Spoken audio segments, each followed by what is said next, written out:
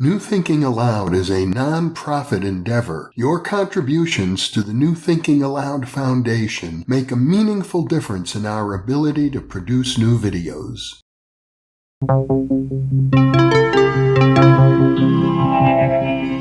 Thinking Aloud.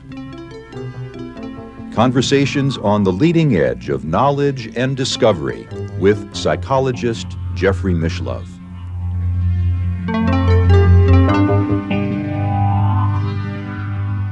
Hello and welcome. I'm Emmy Vadnais, co-host with Jeffrey Mishlove. Today, we'll be discussing gifts of stress and anxiety. My guest is David Rosmarin, who is an associate professor in the Department of Psychiatry at Harvard Medical School, a program director at McLean Hospital Spirituality and Mental Health Program, and the founder of the Center for Anxiety in New York. He is author of Thriving with Anxiety: 9 Tools to Make Your Anxiety Work for You, Spirituality, Religion, and Cognitive Behavioral Therapy, a guide for clinicians, The Connections Paradigm, Ancient Jewish Wisdom for Modern Mental Health, From Crisis to Connection, and co-author of Handbook of Spirituality, Religion, and Mental Health, and Handbook of Torah and Mental Health. If you enjoy this program, please like, subscribe, press the bell icon, and share. David will be joining us from the Boston area. Now I'll switch over to the internet video. Welcome, David. It's a joy to have you back with me on New Thinking Aloud today. It's so great to see you again. Thanks for having me back.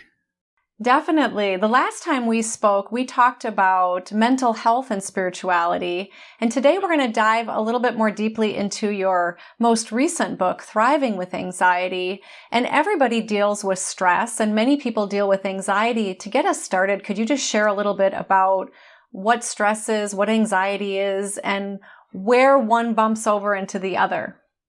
Anxiety is an emotion that everybody experiences from time to time. And it's the reason why is because we're wired for it. Everybody has something called fear, the fight or flight system. And that's a good thing. That's what keeps us healthy. Neonates, babies, as soon as they're born, there's a test done right after birth to see if they have the Moro reflex, startle response. And if we do not have a fear system, a fight or flight response, the ability for adrenaline to kick in and to mobilize us in a matter of really nanoseconds, that's not a good thing. Anxiety is based on fear. It shares the same brain circuitry. It shares the same physiology. It shares everything with the fear system, but it is a misfire of that system. So if you don't have an actual present threat in front of you, and all of a sudden you have clammy hands and a little bit of cotton mouth, and you're feeling tense and breathing's increasing and the tachycardia, heart beating and feeling flushed and hot, that's a misfire of the system. You didn't have to have that shot of adrenaline, but your body, your mind, perceived a danger that wasn't really there. That's all that anxiety is. Nothing to worry about. In fact, if anything, it means that your fear system is intact. Stress is a little bit different. Stress has similar physiology, people getting their stomach in knots and their heart beating a little bit faster and the sweating, the muscle tension. But what's going on with stress is when our demands in our life, the things that we need to get done, are exceeding our resources, that which we have to accomplish things with. So, for example, if you have $1,000 of bills to pay and you only have $500, you're going to have $500 of stress, right? You're 10 minutes away from an appointment that started 2 minutes ago. Well, you're going to have at least 12 minutes of stress. That's the imbalance between resources and demands. So when it comes to stress, there's really only one solution, which is increase your resources or decrease your demands, or I guess both. But they're related, but it's still a little bit different. It's not a misfire of the fear system. It's not anxiety, but it is stress, which is that imbalance. Sometimes you can have both, though, by the way. You can be really stressed out by something, and then you have anxiety on top of that. And that's when things get very uncomfortable. But across the board, these are not, illnesses. These are the kinds of things that every human being has to some degree. And even at severe levels, I think we've sort of gone a little too far in mischaracterizing these as diseases as opposed to disorders. And there is a big difference. What is the difference? Well, a disease has to be eliminated. People don't want any cancer in their system at all. It's not healthy. A disorder needs to be managed, needs to be brought down into a regular area, but it's not something that's problematic in of itself. If you had no anxiety and you had no stress, would that be a good thing? Is it even possible?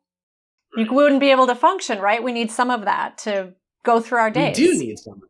We need some of it. It's actually good to have that adversity. It helps us to grow. It helps us to thrive. It helps us to connect with others. It can help us spiritually as well. And I think often when it comes to anxiety, the goal of getting rid of it, the goal of not just reducing it, but eliminating it, actually backfires and makes it much more likely for us to experience anxiety and stress in the first place. At the same time, you said in your book that stress and anxiety is at an all-time high, and children who are experiencing anxiety now have higher stress than people who were in psychiatric hospitals in the 1950s. That's correct. But this is the reason why. I think in the 1950s and the 1960s, really throughout the 20th century, it was understood that people are going to have some sort of stress. People were starting their lives up after the war. They were going through challenges, real social and economic challenges of the 20th century. And it was hard. There was a lot of uncertainty. There was global uncertainty. There was aside from 2 world wars, there was the Cuban Missile Crisis. There was Vietnam. There was Korea. It was not an easy century by any means. And because of that, people expected to feel adversity. Mm. As a result, when people felt distressed, there was nothing wrong with them. It was just distress that they experienced. Today, that's not the case. We perceive our anxiety and our stress as a failure. And that is what tips us over into these extremely high levels of distress, which I believe is at the core of the anxiety epidemic today. Why do you think we perceive it as something to get rid of versus decades ago? I think it boils down to control. Our society is very obsessed, I would say, with control, with controlling not only the external world and having predictions. Before we started pressing record, you were telling me how you're in Minnesota, and what's the temperature there today? It's probably about 50 degrees. 50 degrees, and here we are in February. Right. And why does that even come up on our radar, right? Well, we'd love to be able to predict things. We'd like to be able to control things. And of course, there's advantages to that, but there's also disadvantages to having all the information at our fingertips, all of the control that we have day to day. And most of all, there's a huge disadvantage to the misperception that we can control our mood states. I don't know about you, but sometimes my emotions get the better of me. Oh, for sure they do. Absolutely. Of course. If we're all being honest, sometimes you're going to feel anxious, you're going to feel upset, you're going to feel distressed, and it might not make sense, but that's not a failure of the person. That's part and parcel of being human. Mm-hmm. And I don't think we embrace that anymore. I don't think we embrace the lack of knowledge, the uncertainty, the mystery. I think we've become very materialistic in our approach to emotions, to the world, and it's having some pretty insidious, problematic effects on our mental health. And you also mentioned that we have a very individualistic approach here, at least in the United States. Yeah, that goes along with it. The more individualistic we are, then seemingly the more control we have, because I can focus on me and I have a lot more control, at least in theory, over myself than I do of others. When you take a collectivistic approach and you're focused on others and our relationships, things get a lot messier, right? Having those connections and maintaining those connections is inherently hard because there's someone else who's in the picture that we can't control and we can't manage as well as we can ourselves. But that's part and parcel of being human, is to recognize the limits of our control, to recognize the limits of our knowledge, what we can even understand.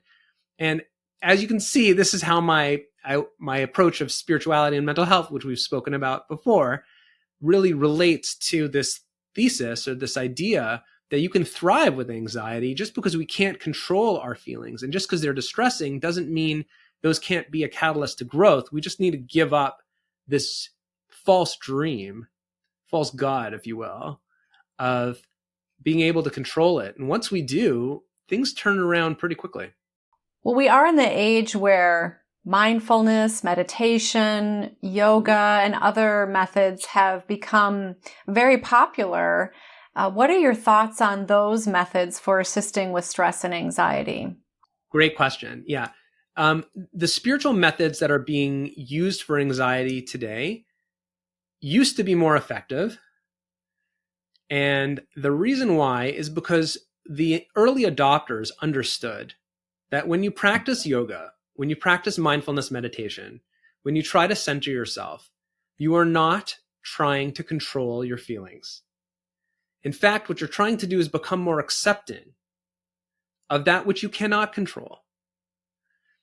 Yoga is a practice of learning to do the best you can and simultaneously fully accept that my body just will not bend in that way yet, right? There's that perfect balance between change and acceptance.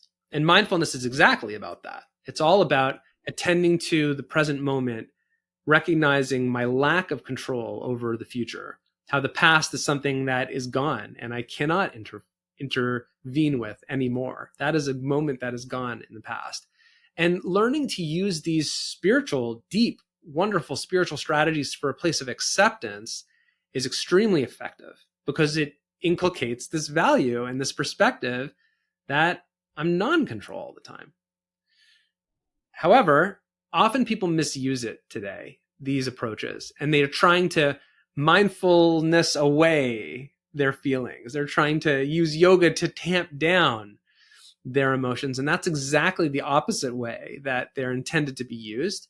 And I can see those as being problematic. To the extent that these facilitate acceptance, they can be very helpful. But I don't think most people are using them in that way anymore. What are the gifts and benefits of stress and anxiety? How can they actually enhance our lives?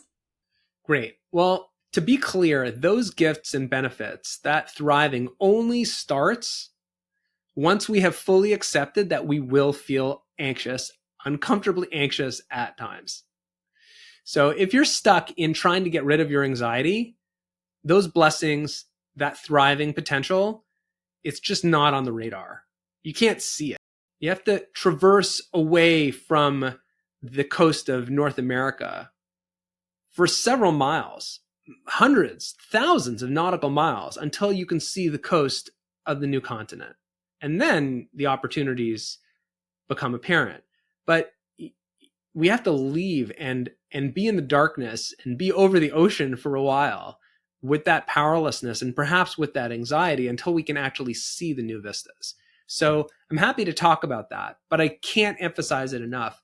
The thriving, the opportunity for doing well with our anxiety, turning it into a strength, only occurs once we have left behind this vain hope of getting rid of it completely. Mm-hmm. Right, because so many people are taking prescribed or non-prescribed drugs or herbs to, as you say, tamp it down or to get rid of it or to feel more calm. Would you believe that there are 100 million filled prescriptions every year for benzodiazepines in the United States of America? That's an incredible number. Xanax, Valium, Ativan, Klonopin. These medications alone. The anti-anxiety medications. 100 million per year. It's an incredible number. We are so obsessed with getting rid of our feelings of anxiety as opposed to, why is my body feeling anxious? Why What is my body trying to tell me? What do I need to change? How can I enhance my relationships with myself, with others, my spiritual relationships? What is the anxiety guiding me to do if I were to actually attend to it? People run away from it before they even hear what it's trying to. Pick up the phone, talk to your anxiety first, hear what it has to say before trying to tamp it down. That's what I'm trying to convey here. You've worked with many clients, David.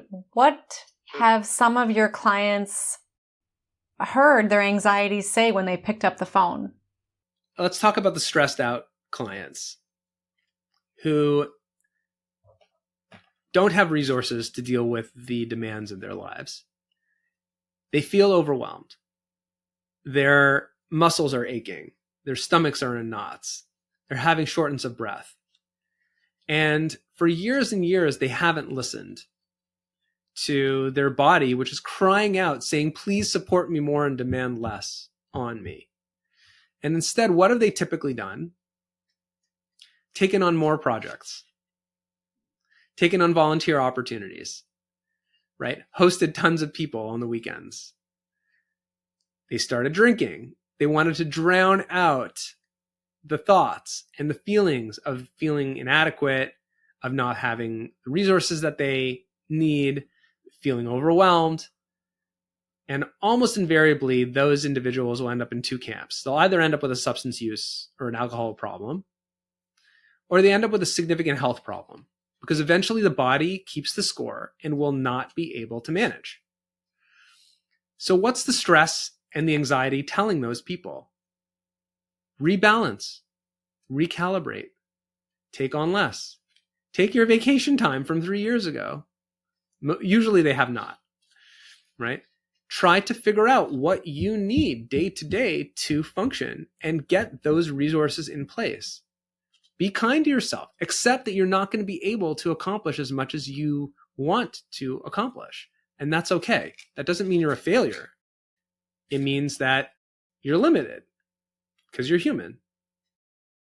These are the messages that stress and anxiety, just going back to the beginning of our conversation, some of the messages, I should say, are trying to teach us. And they're life lessons. They're just important, critical life lessons for all of us to learn, myself included. There may be people listening thinking, well, David and Emmy, you don't know my life. I am working several, maybe 2 jobs, 3 jobs, or they just are gone through a divorce or some significant loss. And I know you've worked with these folks. What do you say to those folks to encourage them that there's actually potentially even a gem here for them? Yes. So to be really clear, there are periods of life where you are going to be overwhelmed with stress, and there might not be much to be able to do about it during those specific periods. If it lasts more than 3 months, we need to talk. But I'm thinking like 3 months postpartum with a newborn, okay? That's going to be intense. You're going to feel overwhelmed. And that's not a sign of something wrong. It's just your body's going to be amped up for 90 days, maybe even a little longer. During a financial crisis, people have during job loss or after job loss, during a very, here's another one, accountants during tax season, right? In March and April, the accountants I know, they're all on edge and stressed out, but April 15th rolls around and they're a different person. People who have a major project at work, or they're in the middle of some sort of, professional transition, a relationship transition. All of these are normal in terms of stress. The issue is when it becomes chronic. So if someone's experiencing those for 3 months or more, when it's not going away for years, which is usually what happens, then we need to practice recalibrating, rebalancing, doing things a little bit differently, really looking at the big picture and what's going on here and why, systemically.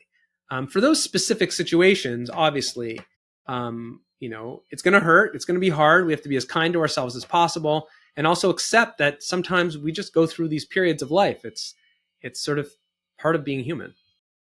In fact, you mentioned in your book that some of your most challenging cases with anxiety are people who are really well known. They can be even famous, actually financially doing quite well, and attractive people. Why is that? Yeah, the reason, and it's, by the way, it's uncanny. The hardest cases I've ever dealt with are the best looking, most brilliant, most well-financed individuals, typically who are the children of very successful people. Uncanny. The reason to me is because of this disparity between the amount of control that they think they should have and what they really do. In reality, kids who are flying private jets since they're 16 years old, they're still human. And they still have struggles, and they can't control everything in life because they're human. It's just the way it is. You can't know everything. You can't control what people are going to say about you, what people are going to think about you, what your opportunities are. They have failures just like everyone else. Maybe not the same extent, but the issue is when a little bit of failure creeps in the context of an otherwise perfect, seemingly perfect life, it is so upsetting because I thought everything was supposed to be perfect all the time. It must be I am the failure. Mm-hmm. And that self-blame takes people down the tubes in a hot minute. So let's get back to some of the benefits. And you mentioned that in order for us to experience those, we basically need to accept that we're not always in control. Along the lines of meditation, yoga, just planning in life, we do have a certain amount of control with some things in our life, right? So we have intentions, we set goals. So you're suggesting that at a certain point, ultimately, we don't really have control as to how those play out. Is that what you're saying?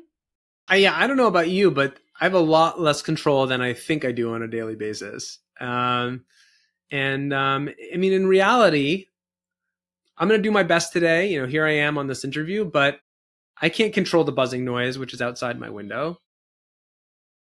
And I think I'm in good health, but I don't really know.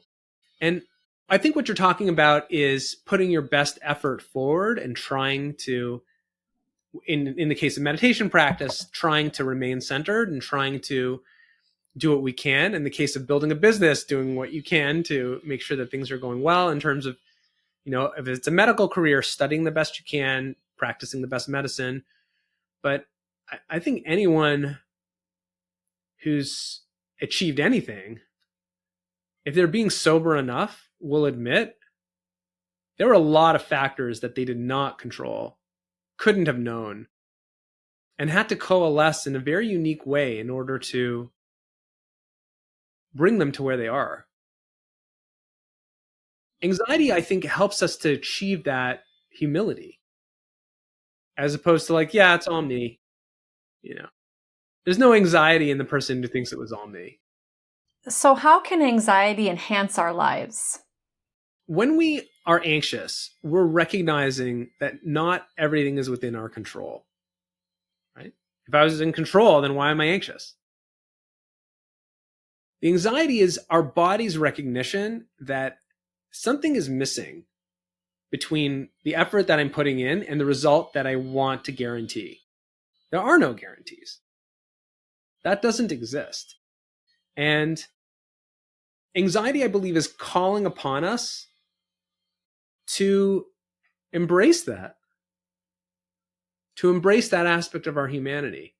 It's such a healthier place for a CEO of a massive company to say, I'm going to do my best, but at the end of the day, I don't know what's going to happen. As opposed to like, this is what we're going to do, and for sure it's going to work. You know, that's when I get nervous. That's when I get nervous, is when I hear people who are certain that things are going to work. There is no 100% certainty. We can have a high degree of conviction, and that's good. But that little bit of anxiety actually helps to keep us in check, to help to keep us humble, connected, focused on what we can do and what we actually can't control. Some may say, let go and let God. I love that phrase. It's from AA, Alcoholics Anonymous. Somehow, when it comes to alcohol and substance abuse, people have embraced spirituality. But when it comes to anxiety and depression, which are much more common, people have sort of eschewed these concepts. I like the idea of let go and let God. It sort of resonates with my personal, theological and religious system. Some people don't, and I understand that. But I think we can all agree that it's important to let go. Mm-hmm. When you were creating your Center for Anxiety in New York, you yourself were experiencing anxiety in the beginning. Oh, yes. Yes. I sure was. Yeah. I mean, I was living in Boston. I had my academic career, which was starting. So that was already a lot. And I was commuting into New York. And I remember sort of the apex of it. I had one patient who I was seeing. I would come in for the whole day, spend time in my office, see this one patient, and then go home. Right? A 4-hour commute each way. It was only one day a week, thank God. But it was a grueling exercise. One day I get out of the train station at Penn Station. I went all the way from Boston to New York. I get out of the station and I get a text message that patient had canceled the session. Bummer. That was a tough day. Yeah. That was a very hard day. A lot of self-doubt, a lot of questioning, a lot of anxiety. And in some ways, though, it was the best day of my career because I stopped and I said, you know what? This is normal. These feelings are not a disease. You're doing something crazy. It's really, really a crazy dream. But these feelings are part and parcel of the adversity. And furthermore, you don't have a lot of control, and that's okay. That doesn't mean you won't be successful. You're going to do the best you can. And things are either going to take or they're not. Thank God it worked. And, today we have 7 offices, 50 clinical staff, seeing over 1,000 patients a year. It's pretty amazing. It's a pretty amazing thing. Never could have predicted that, especially not on that day. How did you rise above or through that anxiety versus letting it take you over or under? I had been taught and I had learned the importance of not getting rid of your anxiety, letting it be, accepting it, and letting it have its effect on you as opposed to shutting it down, trying to get rid of it. I wasn't afraid to feel anxious because I knew it wasn't going to kill me. I learned that in my training. In fact, I used it to connect with my wife. I used it to connect with my friends. I used it to connect with my colleagues, to speak to them about what I was experiencing. As opposed to pretending everything was okay and needing to get rid of these negative feelings, I used them to enhance my connection and to embrace what I couldn't control. And I didn't judge myself. I wasn't upset about the fact that I was anxious. The anxiety sucks. But what really puts us over the edge is when you get upset about the fact that you're anxious. That's the killer. And that's what everyone does today. I wasn't going to do that. I was prepared not to do that. Right. Many people can have, as you say in your book, secondary emotions about their anxiety and feel a lot of shame or blame, or that somehow they're even a moral failure. Yes, the moral failure is very common today where people, something is, I wish I had the ego strength to never feel anxiety, right? That's what people tell themselves. I don't know anyone who has the ego strength to not feel anxious. I mean, adrenaline is a very powerful substance. It's woven into the fabric of your physiology. It's going to go off sometimes when you are under immense stress, pressure, when you perceive danger. There's no amount of moral strength and fortitude that's going to be able to wish away your adrenaline. I mean, it wouldn't be a good thing if you could do that. So I don't think the judgment in that case is well placed. Not at all. Many times fear or anxiety might be showing us that there's something we need to pay attention to, or that maybe there is something to avoid. How do you suggest to people for them to be able to discern when that fear response is an accurate assessment, for example, of that maybe that isn't the job to take, or maybe that isn't the person to marry, or how to spend your weekend or something, versus that it is when is it that it's accurately speaking to somebody versus that it's just a firing that's going off, and to, like in your case, continue to persevere? Yeah, that's a good question. It's actually a great question. Each of those is different. The marriage one versus the job one versus other ones. Let's sort of take it step by step. I guess there are some general principles which could apply across the board, though. So maybe we'll start with that. Number one question is this a real fear?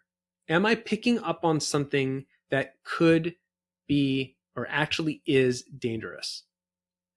Now, I knew going into the project of starting Center for Anxiety that there was a runway, there was a backstop for a certain number of months, even longer if I needed, in order to start this practice. Now, I was expecting to have liftoff earlier on the runway, and it felt very painful, challenging to me when that didn't happen. But I didn't have a fundamental fear. And I use the word fear exactly because fear is based on a real perception of threat. It was anxiety. I'm painful. It was stress. It was definitely stress. It was very challenging to meet the demands with the resources that I had, but it wasn't to the point of actual danger to me. I had options. Relationships, similarly. I talk about this in the book. I think it's in chapter 6. Relationships are messy, Emmy. The best relationships you have, people are going to do stuff that's going to tick you off. It's going to upset you. I like to say, and I think this is true, the people usually who you love the most, you fight with them the most also. Why is that? It's because relationships are messy. When you're close to someone, then what they do matters. And they get on your nerves. Because we care. Because you care. And also what they're doing, you let them in. Like, you told them what you need and they weren't there for you, so you're going to be upset. Like, you let down your guard. And that's good. That's good. That's part of ironing out our differences in relationships. And what real connection is built on is, hey, what you did really hurt me. Not like, I'm done with you, forget it, never calling them again. Like, that canceling doesn't create connection. What does is an open and honest conversation. So when people are anxious, uncomfortable, stressed out in relationships, that doesn't mean something's wrong. It could be something's very right. But if you're picking up on, narcissism, the person's vindictive, the person's doing something that's evil or cruel, they're trying to hurt you, they're abusive, they're involved in substance use and they have an addiction. There's certain things that it's like, hold on, like, I'm picking up on something that I actually don't have the resources to be able to deal with long term. That's a different story. But the vicissitudes of relationships, I mean, if you're not feeling anxious in a relationship, how important can it be? You emphasize in your book how important interdependence is with stress and anxiety, and how important it is for us to tell each other that we need each other.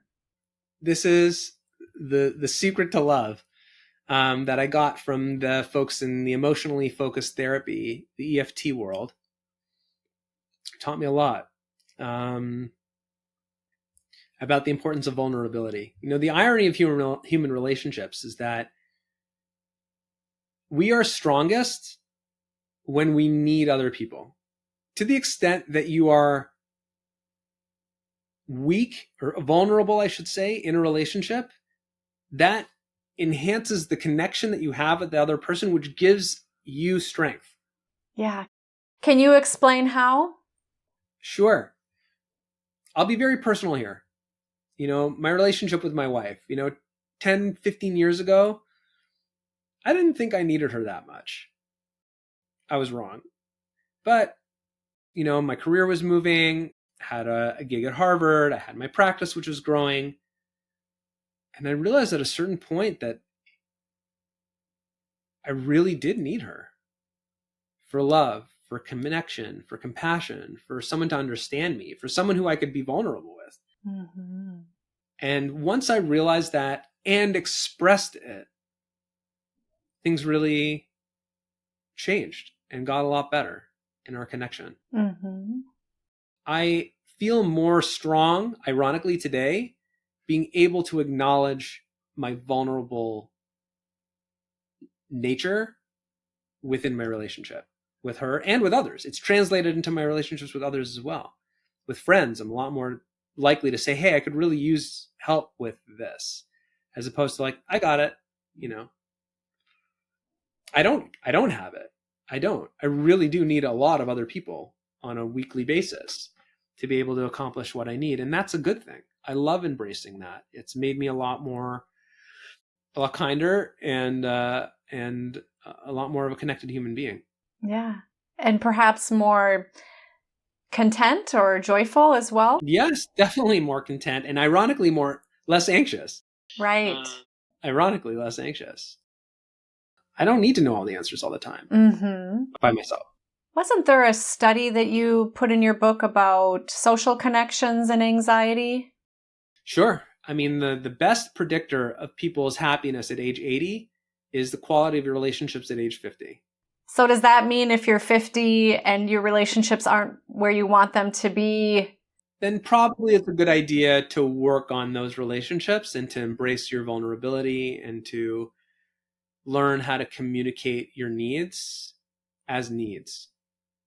There's two ways to if you have a need from somebody else, there's two ways to communicate it. The one is, I really need this because it's a need on my part. The other is, I don't need it, but like, what's wrong with you that you're not doing that? Right? The latter usually does not beget friendships, connections, love, and it's not healthy for us ourselves. The former, I need you, means accepting like, I'm anxious, I'm feeling uncomfortable. This is my need as a human. And that's another way that anxiety can enhance our connection with other people. Mm-hmm. Leaning into it. It seems we also need to be seen in relationships. Yes. And it's easier for other people to see us when we're not coming at them with an accusation or a demand, when we're coming at them with a need. I mean, maybe it's because I'm a psychologist, but if someone calls me up and says, hey, you know, David, I really need your help. I don't know about you, but like my ears perk up. I'm like, yes, like what can I do? But if someone calls me up and says like, you jerk, what did you do? How did you do that? Or what? I'm like, you know, like, please speak to my office, you know? Really, if I'm being honest, that's my approach. And I don't think it's just because I'm a psychologist. I think it's because I'm a human being. How important is it for people to get to the core or the root of their fear or anxiety? For example, there's a lot of awareness about trauma awareness. Many people are openly discussing their past wounds and trauma. Is it necessary to heal that in order for your anxiety to transform? It's a good question. First of all, I want to make something clear. 90% of the people who have gone through a traumatic event do not end up with post-traumatic stress disorder. Human beings are amazingly and uncannily resilient. Still 10% do, okay? It's still a very high number, but it's not nearly what one would think. Furthermore, people can develop anxiety having not gone through trauma at all. Mm-hmm. Okay. Sometimes we go through anxiety, in fact, because we have not been through trauma. And when people haven't been through a traumatic experience, they expected to have more control. They expected to know what's going to happen next. And then when a tiny thing happens or a moderate thing happens, that throws them off their horse. But people who've been through a traumatic experience, sometimes they are actually habituated and understand like, whoa, sometimes things just come out of nowhere. And that's not my fault. It wasn't because of me, and it's not my fault. And the feelings that I'm having are actually normal. So I don't know if it's necessary. I think in certain cases, though, it is. In those 10% of cases of people who've had a traumatic experience, yes. Often such people don't think about the trauma. They don't want to go there. They don't want to go there in their mind. They don't want to talk about it. They don't want to have the feelings again. They don't want to have the memories. They want to just move on and pretend everything's okay. And in those cases, for sure, we've got to schlep back into the trenches, so to speak, and remember what happened. It's not easy treatment, but it does work. It is very effective. So from a stats perspective, more people are probably dealing with anxiety than post-traumatic stress disorder. That's definitely the case. So let's say that we are moving toward accepting our anxiety. What happens as we do that? And how can we do that? Because our inclination is to want to make it go away. Yes, the inclination is very much to go away. And in fact, the minute we start moving towards our anxiety, you know what happens? What do you mean by move toward it? If you move towards your anxiety is going to increase. Of course, you've been avoiding it for a while. So your anxiety is going to spike. It's unpleasant. If you say today, I'm going to accept this anxiety, probably tonight you'll feel more anxious than you do right now. But give it a day or two and things come down. That high anxiety cannot sustain. It doesn't. It will come down. Right. You mentioned in your book about the physiology of the adrenaline that kicks up the anxiety, but then actually what's happening is that there's acetylcholine, which is a neurotransmitter that's already being initiated. Is that right? Correct. So what happens immediately, the sympathetic nervous system kicks your anxiety into gear.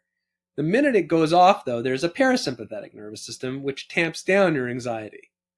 Now, the problem is people often get anxious about the fact that they're feeling anxious, which revs up their sympathetic nervous system on a chronic basis. But if you simply let it be, that parasympathetic response physiologically will come and settle down your anxiety if you don't fight it.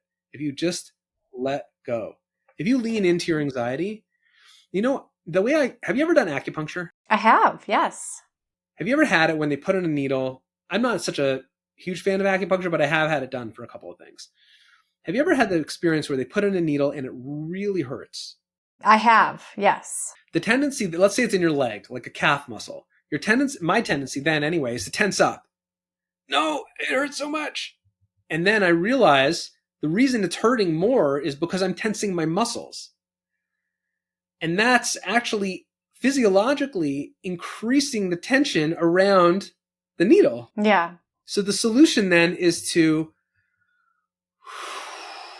just let go and lean into it. And it's still going to be uncomfortable because the needle's still in there and it's still there. But the surrounding tissue is to lean into it and to let go, as opposed to like, I got to get rid of the needle, because you're not going to get rid of the needle unless you take it out or ask the practitioner to take it out, which is an option. But to calm things down yourself, you need to lean into it. Anxiety is the same way. It's the exact same way. Right. And there's also a very strong connection between anxiety and pain. That's true. That's true. I haven't spoken about it much in the book, but what do you mean by that, Ashley? I'd like to hear your insights into that one. Yeah, well, I am a healthcare practitioner myself. I'm a licensed occupational therapist, and in the early 2000s, I actually worked at a hospital here in Minneapolis, and it was the first integrative medicine program in the world at the time that had an inpatient program. It's now called the Penny George Institute for Health and Healing. You might know those folks. And we provided various methods such as guided meditation, imagery, massage, energy healing, music therapy, various forms of integrative health. And we found that we were able to, when people were already on the maximum dose of pain and anxiety medications, and they were a 10 or, plus 10 out of 10 pain or anxiety, we would come in and provide our services, and we were able to reduce their pain and anxiety levels by at least 50%, about 80% of the time. I'm not surprised.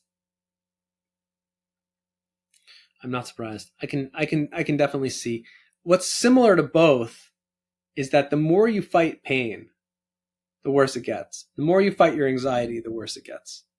That's so interesting. And I imagine there's people listening thinking, well, if I'm in pain, I'm going to take something to make my pain go away. How am I just... I understand that. And I'm not saying we should simply never take pain medications. But And I'm not saying you should never take anxiety medications either, by the way. 50% of my patients are on anxiety. I'm not against anxiety medications. But there's a difference between taking medication for anxiety or pain to get the level down to a 4 or a 5 or a 6 out of 10 versus trying to get it to a 0 or a 1 or a 2 out of 10. Most of the time, we misuse these medications, whether it's for pain or for anxiety, to try to eliminate or to reduce it to such a small level that it's not feasible. I don't have a problem with people taking medications to get it to a middle range and then learning how to metabolize, accept, and utilize their struggles to move forward in their lives. I would imagine you've helped your patients lower physical pain as well as emotional pain. Could be. I haven't done too much research on that, but I'd like to think so. I sometimes think about, the Chinese finger puzzle, where if you put your fingers in and then you pull hard or try to quickly remove them, you get stuck. But if you relax, that you can easily let go. Yeah, that's exactly what it is.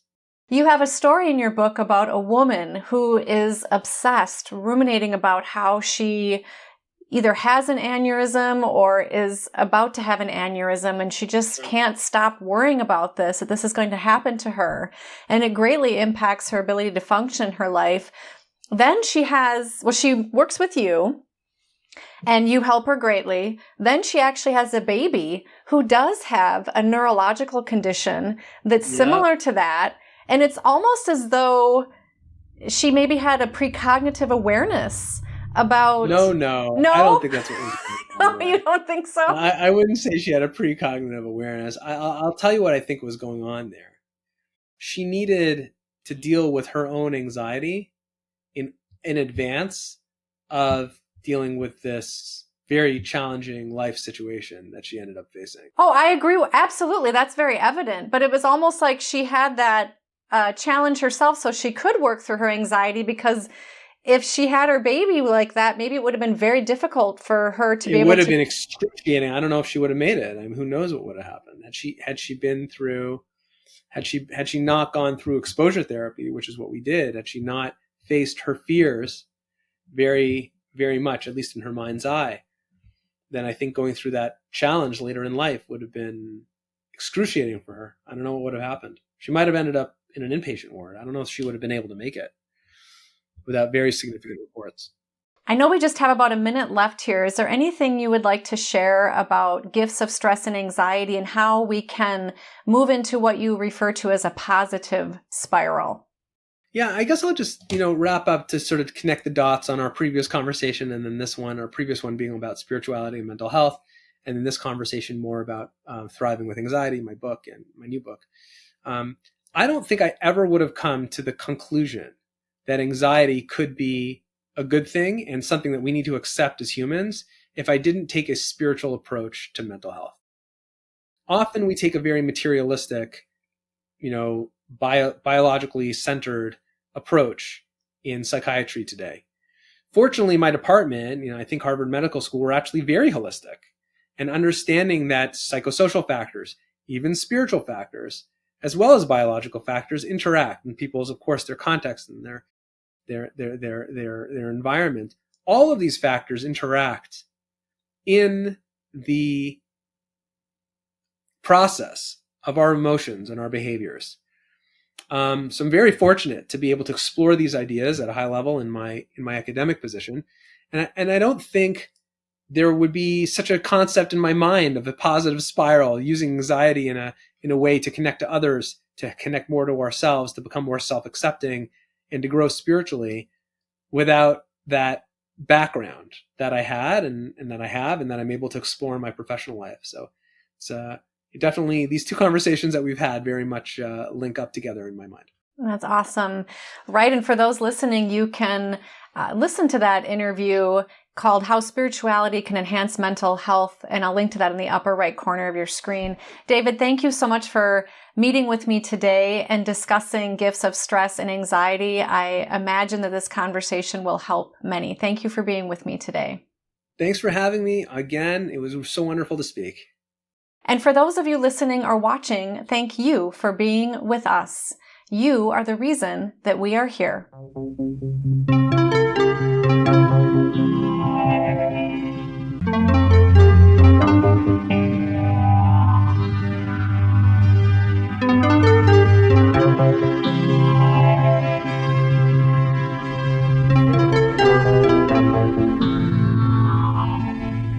I imagine that by now many of you already realize that, in conjunction with White Crow Books, we've just launched the new Thinking Aloud Dialogues book imprint, and our first title is There Life After Death?